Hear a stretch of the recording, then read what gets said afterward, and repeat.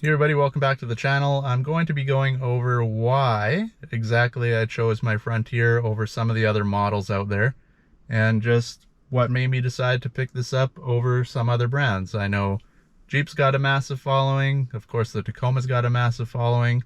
You now have the new GMC and Chevys out, the Ford Ranger's coming out, all that stuff. Everything is getting newer, everything is getting improved. So why did I pick this one? I'm going to go over that right now. All right, so seeing how we are inside the vehicle, we might as well start in here. And a couple of the reasons I picked this truck is because of the display here. It's not a massive screen.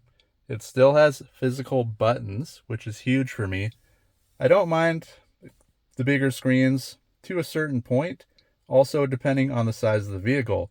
Like I said, this is a 9-inch display. If you get into the bigger truck, say like an F-150, it's got a 12-inch display, which matches that truck. This would look too small, whereas if you put a 12-inch display in here, I think it would look too big.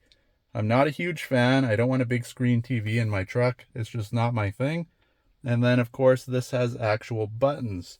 You have your audio controls, your camera controls, your GPS, your menu, volume. You got heated seats, cooled seats, or not cooled seats, but heated seats, heated steering wheel, parking sensors, your vents, your heat, everything is just a twist of a button or a push of a button, twist of a knob. It's all right there. You don't have to worry about punching through different settings, trying to find all the stuff in here, trying to get to it. It's all just right here, easy to go. And then again, you come over here, you got your analog gauges. You have a little screen, digital screen in the middle when the truck is on. Everything's easy to control. Right here, you control everything through your steering wheel. You can go through there. Don't have to have a big hassle. Everything is right there, ready to go. Now, second is the interior itself. Of course, this is the luxury package, but these seats, whether you have leather or cloth, they have what they call their zero gravity seats. And these things are amazing. Makes you feel like you're sitting up higher.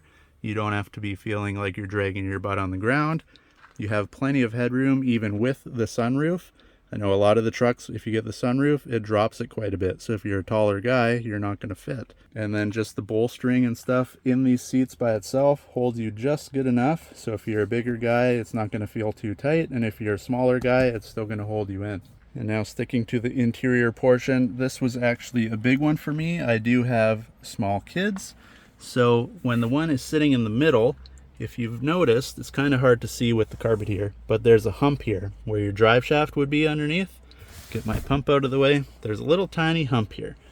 And in this truck, it is a little tiny hump. That's only maybe an inch, inch and a half bump. Where we were looking at, I'll use the Ranger for an example, that thing has a big hump in the middle. When my kid was sitting there, if your feet are in the middle, your knees are way up here, you're bunting yourself in the face with your knees. If you don't want to do that, you've got to put one foot way over here, one foot way over there, and just, it was awkward, she was uncomfortable, so that was a big no for me. Now moving to the outside of the truck, obviously, is just the overall look. I love these LEDs. The headlights look great compared to most trucks. The hood stays nice and flat, and then it just cuts off on the bottom. It gives it that squared off look, even though it is kind of rounded still. You get the truck look to it.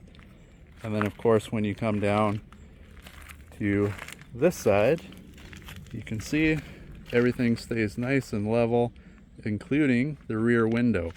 A lot of these smaller trucks, for some reason, the rear window really curves up here, and I don't like that look. This is curved up a bit, you can see, but you still get mostly a squared window out of this.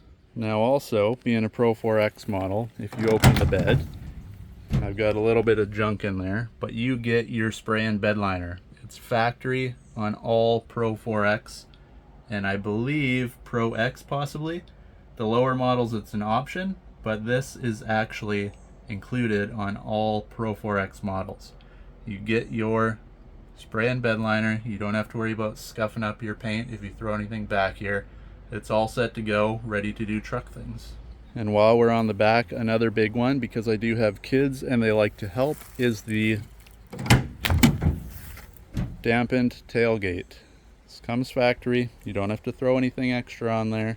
It goes down slowly. So if the little ones want to help and they want to pop open the tailgate, It's not that it's heavy, but you don't have to worry about it slamming down and dropping on your kid's head. Now the next one, of course, with the PRO-4X, you get your Bilstein shocks, but you don't end up with a massive amount of rake.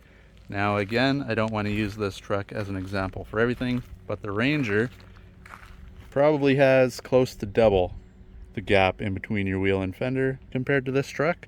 So the rake just looks ridiculous, where this does have a little bit. Now I'm not hating on it. I actually do like my trucks with a little bit of rake. If I was, or when we lift this one, I might leave slightly a bit of rake on there still, because I do like the look, and it actually sits pretty good even stock here. Now one of the major reasons is right here. It's the engine. It might not be the most powerful anymore, might not be the most fuel efficient, but there's no turbos. Nothing. It is all NA. You got your V6, you can see there, it's a 3.8 liter in this one. The older versions were a 4 liter, but it's pretty much the same motor. So it's been tested, it's been around for a few years. They seem to be holding up very well so far. So fingers crossed they're the same in these trucks. But no turbos, you don't have to worry about any of that. It's just all power. All right, so that's some of the features of the truck, of why I bought it. And of course, we're gonna have to talk about the big one, the one that I think most people would go after, is price. Before tax, I did a whole video on this. If you want it broken down, go ahead, go back to that video and watch that. But for this truck, before tax and all the add-ons and stuff, you're looking at 48 grand Canadian. After tax, and I added a few things on, it came out to just over 60,000. So $60,000 for a truck. Like I said, I bring my family in here. They got to be comfortable. So they're comfy, I'm comfy. It's got everything in here that I need and that I use and that I wanted. So why not? I spent 48 plus all the mumbo jumbo like everybody has, and came out to 60K.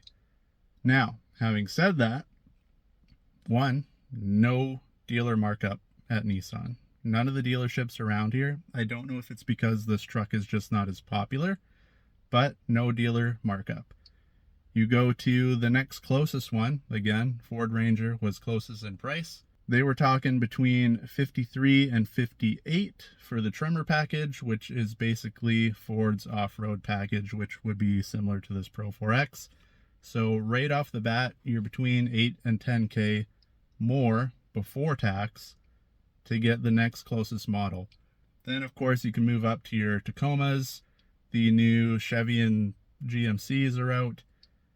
All of those, the new versions anyway, pricing's not even out.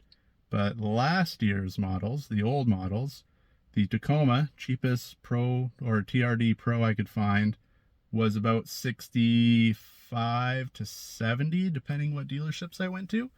And then if you get your TRD Sport or 4x4, whatever they're called, I'm not 100% sure, those were still dropped down around the 55 to 60 range. So again, way more expensive before any tax, before anything else.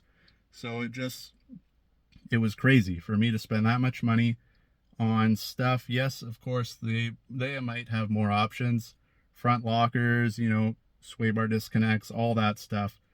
But that is stuff where me, being new to the off-road scene and just new to a truck in general, I don't think I would need that stuff. Not right now anyways.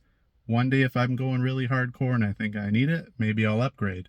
But for most people buying these trucks, they probably will never even see a dirt road, let alone going off-road, to the point where you'll need all that stuff. And then you get into the bigger boys. You get to your Jeeps, your Wranglers, your Gladiator, and the Bronco. The Bronco's another big one now. The cheaper version of those vehicles are mid to high 60s. And then you get into your Rubicons or your big, you know, the Wild Tracks with the Sasquatch Broncos. They're pushing like 75, 80, up to $90,000. And yes, every other dealership, including Ford, Chevy, Toyota, all of them, they all had dealer markups, where this thing, again, no dealer markups. So not only are you spending thousands, upwards of $20,000 for some of these trucks on top of this one, but that's without tax and that's without dealer markup. So for me, this truck has everything I need, super comfortable, drives good, Gas mileage is not the best, but it's not the best on any of these little trucks. But it works fine for me. I save thousands of dollars compared to the other trucks, and I can fully build this thing out. I've spec'd out some of the stuff that we're going to be doing for this channel eventually, so stay tuned for that. And for the price of, say, a Jeep, we're not even close. I'm still way in the green compared to what I would pay just for the Jeep itself. And again, yes, they have everything. They're off-road capable right out the door, but anybody can just go in and buy a Jeep, and you're the same as every other guy willing to go in there and buy that Jeep. So having said that, this thing, I don't see many of them on the road because they're not as popular. I can build it up, and I'm going to have like a one-of-one truck, especially around my area. So it's just nice. You're not the same as everybody else. You don't drive down the road and see 500 of these things every day. And you can just be out there, enjoy your truck, have fun on the trails if you want to, and just have money to spare. So there you have it, guys. I'm in here, air conditioning is on, I'm going back home, it's too warm. Some of the reasons you've seen: price, just the overall fitment. Family fits in here nice. It's not going to break the bank. It's more than capable to do 90% of the stuff that any of us want to do off-road, even stock, and it's just not overdone. It's got stuff, everything's simple, everything works, everything's comfortable, and it's a nice truck overall. So if you like the video, leave a thumbs up and subscribe so you don't miss the stuff that's coming up.